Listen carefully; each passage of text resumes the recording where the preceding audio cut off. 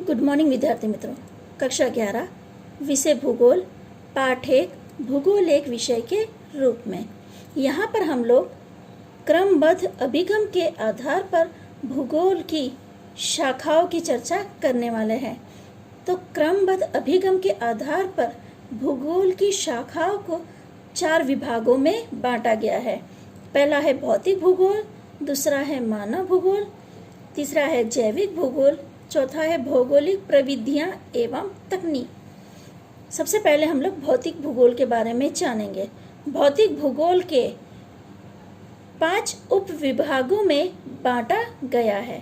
पहला है भूस्वरूप विज्ञान, दूसरा है मौसम विज्ञान, तीसरा है समुद्र विज्ञान, चौथा है भू विज्ञान, पांचवा है जल विज्ञान। पहला है भूस्वरूप विज्ञान। भूस्वरूप विज्ञान में पृथ्वी की सतह के स्तर के भूस्वरूप, उसके वितरण, उत्पत्ति एवं प्रकार के विषय में जानकारी दी जाती है। मौसम विज्ञान में वातावरण के स्तर, ऋतु, जलवायु के तत्व जैसे कि तापमान, हवा का दबाव, पवन, बरसात, बादल, चक्रवात, स्थायी पवन इत्यादि का अध्ययन किया जाता है। तीसरा है समुद्र विज्ञान। समुद्र विज्ञान में महासागरों की उत्पत्ति, समुद्र की लहरें, महासागरों की गहराई, महासागरों के प्रवाह, समुद्र तल की भूपृष्ठ, समुद्री जल की क्षारता, इसके अतिरिक्त मानव जीवन पर महासागरों का क्या प्रभाव होता है उसका अध्ययन किया जाता है। चौथा है भूविज्ञान। भूविज्ञान में जमीन के प्रकार, निर्माण, वितरण, उनके लक्षण और उनके उपयोगों का अध्ययन किया जाता है। पांचवा है जल विज्ञान। महासागरों, सागरों, नदियों, सरोवरों, हिम नदियों इत्यादि की जल राशि की भूमिका का अध्ययन किया जाता है। दूसरा टॉपिक है मानव भूगोल। मानव भूगोल अर्थात मानव को केंद्र में रखकर अभ्यास करने को मानव भूगोल कहते हैं। प्राकृतिक और मानव के परस्पर संबंध के कारण गांव, कस्बे, शहर, देश, उद्योग, सड़क, रेल मार्ग, संस्कृति, विशेषताएं तथा उनके वितरण का अध्ययन मानव भूगोल में होता है। इसके अलावा सांस्कृतिक भूगोल, जिसमें मानव की संस्कृति का अभ्यास होता है। सामाजिक भूगोल, जिसमें मानव का समाज और धर्म का अभ्यास किया जाता है।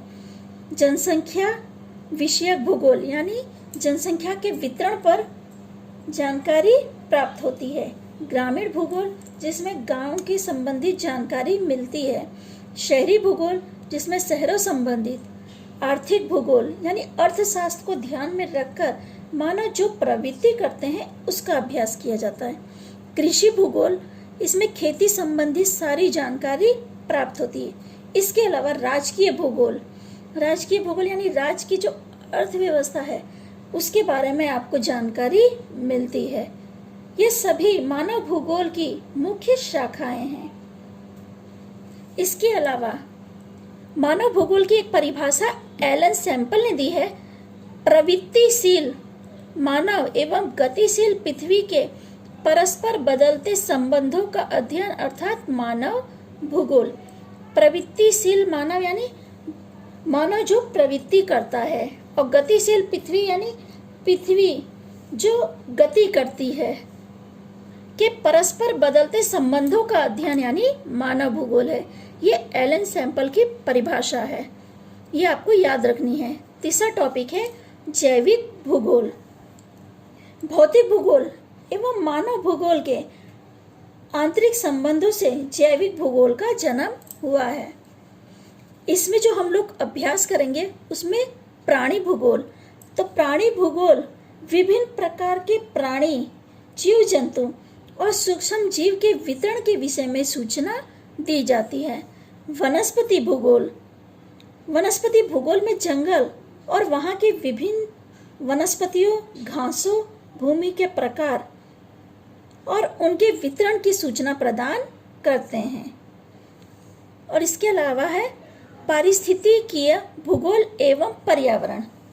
तो मानव तथा प्राकृतिक के बीच में बदलते संबंधों, प्राकृतिक का मानव जीवन पे पड़ने वाले विभिन्न प्रभाव, प्रजातियों के निवास स्थान, उनके क्षेत्र, विकास, वर्गीकरण तथा उनके वितरण का अध्ययन वैज्ञानिक करते हैं।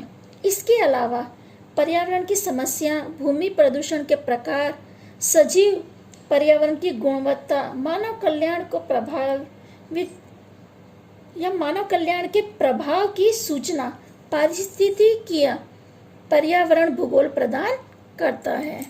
चौथा टॉपिक है भौगोलिक प्रविधियां एवं तकनीक। भौगोलिक प्रविधियां यानी टेक्नोलॉजी एवं तकनीक के अंतर्गत निम्नलिखित उपशाखाओं का समावेश होता है। पहला है क्षेत्रीय अध्ययन, दूसरा मानचित्र का निर्माण एवं कंप्यूटर पर आधारित नक्शा निर्माण, तीसरा है मात्रात्मक भूगोल, चौथा है विशेष इंफॉर्मेशन टेक्नोलॉजी। सबसे पहले हम लोग क्षेत्रीय अध्ययन देखेंगे। क्षेत्रीय अध्ययन अर्थात उस क्षेत्र में जाकर फोटो पाड़ना या रूबरू अध्ययन करना, तो उसे क्षेत्रीय अध्ययन कहते हैं। मानचित्र का निर्माण एवं कंप्यूटर पर आधारित नक्शा निर्माण, तो इसमें क्या है, जो आप रूबरू जाकर अभ्यास किया है उसका कागज पे स्केच बनाना। इसके अलावा कृत्रिम उपग्रह द्वारा जो फोटो भेजे जाते हैं उनका कंप्यूटर पर नक्शा बनाने का काम होता है। मात्रात्मक भूगोल में बहुत से आंकड़ों की जानकारी भूगोल के अध्ययन करने में आती है, तो उसे मात्रात्मक भूगोल कहते हैं। विशेष इंफॉर्मेशन टेक्नोलॉजी, इसके 3 विभाग हैं, GIS, दूसरा है GPS और तीसरा है LIS। आपको इनका फुल फॉर्म याद रखना होगा क्योंकि परीक्षा में अक्सर इनका पूरा नाम पूछा जाता है। GIS यानी जियोग्राफिकल इंफॉर्मेशन सिस्टम, GPS यानी ग्लोबल पोजिशनिंग सिस्टम, इसके बारे में आप सभी को पता होगा क्योंकि मोबाइल में इस टेक्नोलॉजी का इस्तेमाल सभी लोग करते हैं। LIS यानी लैंड इंफॉर्मेशन सिस्टम, इसके अंदर जमीन विषयक या जमीन के बारे में अभ्यास किया जाता है। ये आपको फुल फॉर्म सभी के याद रखने होंगे क्योंकि एग्जाम में सिर्फ ऐसा पूछा जाएगा कि GPS का पूरा नाम क्या है या LIS का पूरा नाम क्या है, तो आपको ये फुल फॉर्म उनके याद रखने होंगे। आगे हम लोग प्रादेशिक अभिगम के बारे में जानेंगे। प्रादेशिक अभिगम, कोई एक प्रदेश का अभ्यास करना और वहाँ की सभी बातों का अभ्यास करना, जैसे कि तापमान, हवा, गर्मी, जलवायु, जमीन, प्राणी, ये सभी बातों का अध्ययन प्रादेशिक अभिगम में आता है।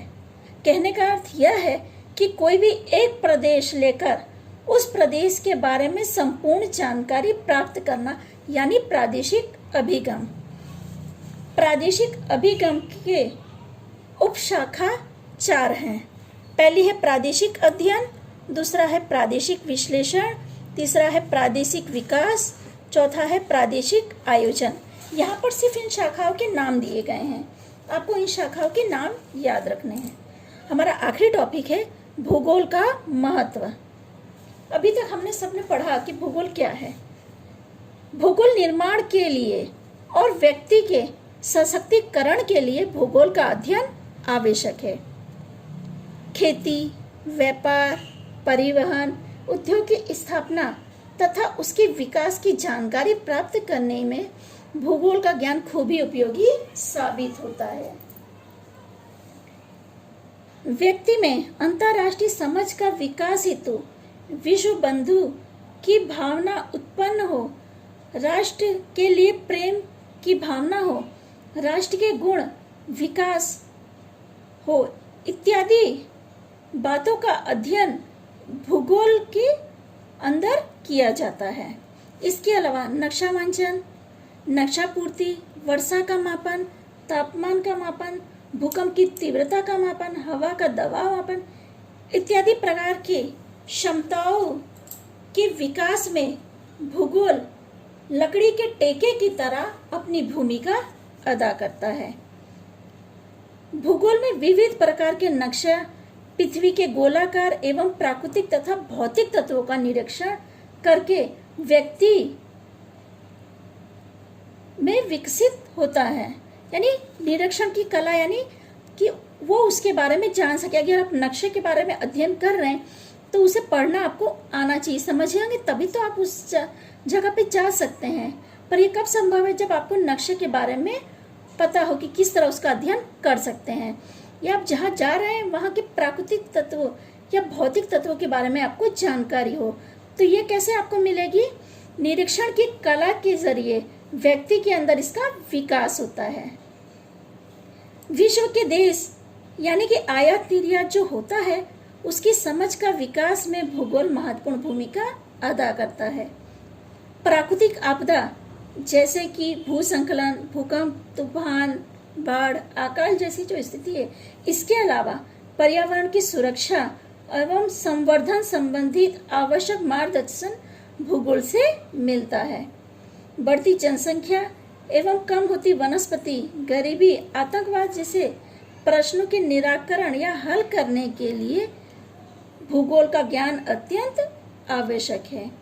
वासुदेव कुटुंबकम अर्थात समग्र विश्व यानी पूरा जो विश्व है वो एक परिवार है, ऐसी भावना भूगोल के अध्ययन से ही मानव में विकसित होती है।